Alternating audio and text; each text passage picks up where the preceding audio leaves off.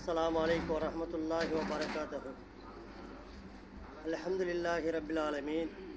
اللهم صل على محمد وعلى آل محمد كما صليت على إبراهيم وعلى آل إبراهيم إنك حميد مجيد. எல்லாம் வல்ல அல்லாஹ்வின் நல்லடியார்களே, பிரதி வாரந்தோறும் நாம் இந்த மர்கஸிலே இந்த சத்திய மார்க்கத்தை எடுத்துரைத்து மக்கள் மத்தியிலே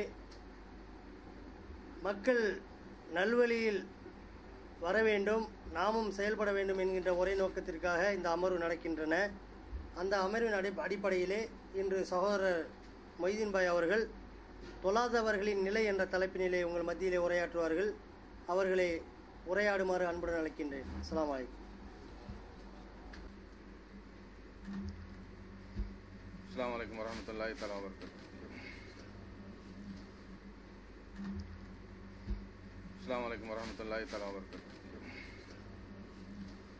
கண்ணியமும் மகத்துவம் பொருந்திய எல்லாம் வல்ல நாயன் அல்லாஹு ஜல்லஷானஹு தஆலாவின் நல்லடியார்களே, அல்லாஹுவின் அளப்பெரும் கிருபையால் அவனது மார்க்கத்தின் தூய வடிவத்தை அறிந்து கொள்ள வேண்டும் என்ற நன்னோக்கில் நாம் எல்லோரும் இங்கே ஒன்று கூடியுள்ளோம். அல்ஹம்துலில்லாஹ். இந்த உலகில் எத்தனையோ கொள்கைகளும் கோட்பாடுகளும் மனித இனத்தின் கவனத்தை இரட்சகனின் மார்க்கத்தை விட்டு திசை திருப்பிக் கொண்டிருக்கக்கூடிய ஒரு சூழலில் நம்முடைய சிந்தனைகளையும் எண்ண ஓட்டங்களையும் நம்முடைய செயல்முறைகளையும் நம்முடைய நோக்கங்களையும் நம்முடைய லட்சியங்களையும் தனது மார்க்கத்திற்கு உவப்பான வழிகளில் கொண்டு சென்று நம்மை அரவணைத்து அன்றாடம் நேர்வழியில் வழிநடத்தி செல்லும் அல்லாஹ்வுக்கே புகழ் அனைத்தும் சொந்தமாகும். அல்லாஹ் அக்பர். கண்ணியத்திற்குரிய அல்லாஹ்வின் நல்லடியார்களே, இன்றைய இந்த அமர்வில் தொழாதவர்களின் நிலை அப்படிங்கிற தலைப்பு. அது பற்றி அல்லாஹ்வுடைய மார்க்கத்தில் இன்ஷா அல்லாஹ் நாம் நன்மைகளை அறிந்து கொள்வோம். தொழுகையை பற்றி இஸ்லாமிய சமுதாயத்துக்கு சொல்ல வேண்டிய அவசியமே இல்லை. இஸ்லாமிய கடமைகளில் தொழுகைக்கு இருக்கக்கூடிய அந்தஸ்து மாதிரி உலகத்தில் இஸ்லாத்திலேயே வேற எந்த கடமைக்கும் அவ்வளவு பெரிய அந்தஸ்து இல்லை. அல்லாஹு ஜல்லஷானஹு தஆலா திருமறையின் வழிநெடுகிலும் இந்த தொழுகையை பற்றி நூற்றுக்கணக்கான வசனங்களில் சொல்லியிருக்கிறான். அல்லாஹ்வுடைய ரசூல் அண்ணல் நபி ஸல்லல்லாஹு அலைஹி வஸல்லம் அவர்கள் தங்களது இடைவிடாத தொழுகைகள் பிரார்த்தனைகள் மூலமாகவே ஏகப்பட்ட சன்மார்க்க சமுதாய காரியங்களை வென்றெடுத்திருக்கிறார்கள்.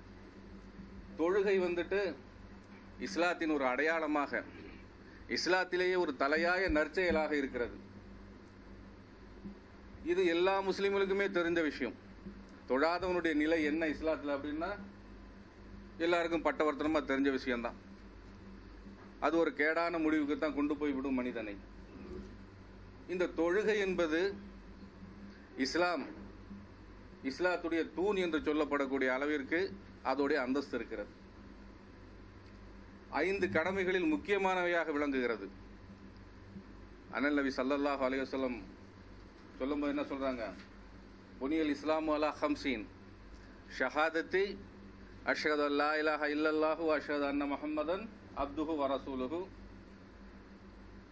அதுக்கப்புறமா அகீமுஸ் ஸலாத்தி வ ஈத்தஸ் ஸகாத்தி வல் ஹஜ்ஜி வ ஸௌம ரமதான். இப்னு உமர் ரலியல்லாஹு அன்ஹு அறிவிக்கக்கூடிய இந்த ஹதீஸ் புகாரி முஸ்லீம்ல ஆதாரபூர்வமாக பதிவாயிருக்கிறது. உங்களுக்கு எல்லாத்துக்குமே அறிமுகமான ஹதீஸ் தான். இஸ்லாம் 5 தூண்கள் மீது நிறுவப்பட்டுள்ளது. அந்த 5 தூண்கள் என்ன? ஒன்று ஷஹாதத், சாட்சி பகர்வது. கலிமத்து தய்யிப், உலகிலேயே சிறந்த வாக்குக்கு சாட்சி சொல்வது. சிறந்த வாக்கு எது? லா இலாஹா இல்லல்லாஹ் முஹம்மது ரசூலுல்லாஹ்.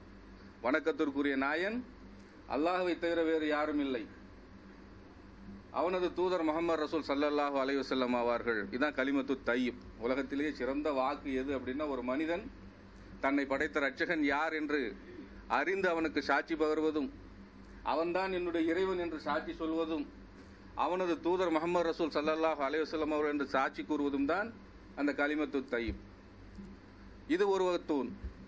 அடுத்ததா இதை உள்ளத்தால் ஏற்று நாவால் மொழிந்து ஒருவன் இஸ்லாத்திற்குள் வந்துவிட்டான் என்று சொன்னால் அவன் மீது முதலாவதாக ஆகக்கூடிய கடமை எது அப்படின்ற தொழுகை.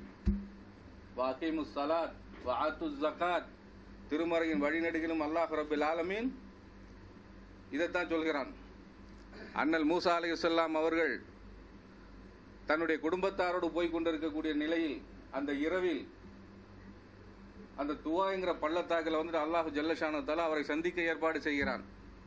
அப்ப தூரத்தில் ஒரு நெருப்பை கண்டுவிட்டு அண்ணல் மூசா அலைஹிஸ்ஸலாம் அவர்கள் வரும்போது அது கிட்ட வந்தோன்னு ஒரு பெரிய ஒளியாக மாறி அதிலிருந்து வருகிறது, நான் தான் அல்லாஹ், இந்த அகிலங்களின் அதிபதி, என்னை தவிர வணக்கத்திற்குரியவன் வேறு யாரும் இல்லை, நான் உண்மை தூதராக தேர்ந்தெடுத்திருக்கிறேன், என்னை நெருங்குவதற்காக என்னை நினைப்பதற்காக நீ தொழுகையை நிறைவேற்றுவாயாக அப்படின்னு அல்லாஹ் ஜல்லஷானு தஆலா அங்கே சொல்றான். அல்லாஹ் என்ன சொல்றான்? சூரத்து தாஹா 20வது அத்தியாயத்தில் எடுத்து பார்த்தீங்கன்னா 14வது வசனத்துல, இன்னனி அனல்லாஹு லா இலாஹ இல்லா அன ஃபஅபுத்னி வ அகீமுஸ் ஸலாத்த லிஸிக்ரி, நான் தான் அல்லாஹ், என்னை தவிர வேறு நாயன் இல்லை, வணக்கத்திற்குரியவன் வேறு யாரும் இல்லை, எனவே என்னை வணங்குவீராக, என்னை நினைப்பதற்காக தொழுகையை நிலைநாட்டுவீராக அப்படின்னு அல்லாஹ் சொல்றான். யாவர் ஒருவர் ஏகத்துவத்தை ஏற்றுக்கொண்ட பின் அந்த ஏகத்துவத்தை செயல் வடிவில் கொண்டு வர வேண்டும் என்று சொன்னால் அதுல முதலாவதாக இருக்கக்கூடியது தொழுகை தான். தொழுகைங்கிறது அந்த உடல் உறுப்புகளை அவனுக்காக பணியை செய்து அந்த இறைமையை, அந்த தனித்துவத்தை, அந்த கடவுள் என்கின்ற அந்த மகத்தான சக்தியை அல்லாஹ்வை தவிர வேறு யாருக்கும் நான் விட்டுத்தர மாட்டேன் அப்படின்னு செயல்முறையில காட்டக்கூடிய ஒரு கடமை எது என்று சொன்னால் அது இந்த தொழுகை தான். பாக்கியாவது தான தர்மங்கள் எவனோ செஞ்சுட்டு போயிடுறான், ஜக்காத்து கொடுக்குறோம், பிற மதத்தவனும் சேர்ந்தவனும் தர்மம் செய்யறான், வேற சில நற்காரியங்கள் செய்யறோம், பாக்கி உள்ள மதத்தை சேர்ந்தவனும் செய்யறான். ஆனா தொழுகைங்கிறது இஸ்லாத்துல மட்டுமே உள்ள ஒரு சிறப்பம்சம். வேற எந்த ஒரு மதமும் ஜாதி மதங்களும் கடவுள் தத்துவங்களும் கொள்கைகளும் கோட்பாடுகளும் தொழுகை போன்ற